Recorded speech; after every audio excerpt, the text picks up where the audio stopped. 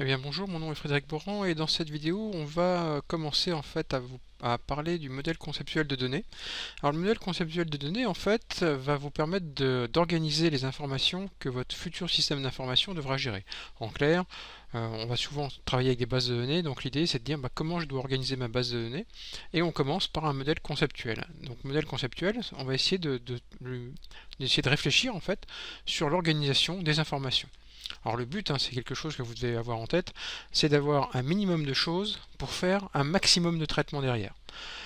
Pour vous expliquer comment ça fonctionne, on va commencer par le premier concept du modèle conceptuel de données, qui est la notion d'entité. Alors une entité, c'est simple, au niveau graphique, c'est un carré, un rectangle comme ça, avec un nom. L'entité, en fait, regroupe toutes les informations relatives à un thème, une information, un élément, on va dire. Donc, pour vous expliquer ça, on va partir d'un élément que vous connaissez bien, qui est l'élément élève. Donc, pour un élève, on a un numéro d'élève, typiquement les numéros de candidats quand vous passez des examens.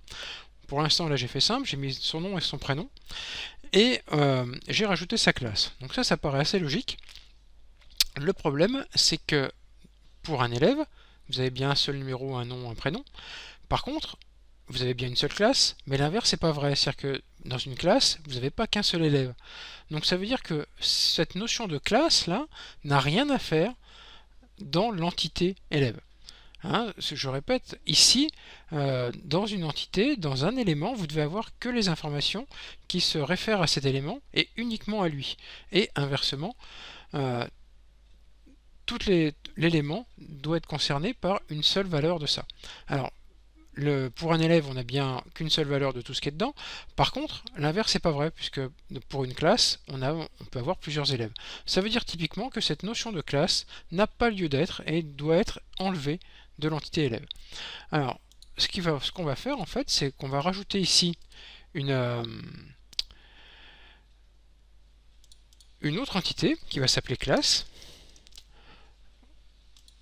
Bon, pour l'instant, je vous explique pas trop ce que je fais. Donc, on va avoir un numéro de classe. On verra pourquoi on met systématiquement un numéro et on va dire un nom de classe. Un nom de classe, ok. Et ça veut dire que dans mon entité élève, je vais supprimer cette notion de classe. Maintenant, on a bien un système qui est minimaliste. Ici, on a une fiche en fait, une entité pour gérer les élèves. Ici, on a une fiche pour gérer les différentes classes. Reste maintenant à modifier un petit peu et à consolider ce qu'on a mis dans chaque fiche, et après à indiquer au modèle quelle relation on va avoir entre élève et classe. Voilà, donc fin de la première vidéo sur cette notion d'entité. Je vous invite à me rejoindre dans la prochaine vidéo où on va regarder un peu plus précisément ce qu'on met dans les entités. Et après, dans une troisième vidéo, on verra comment on relie les entités. Je vous laisse vous abonner à ma chaîne, aller visiter mon site fvoran.info, et donc je vous dis à très bientôt.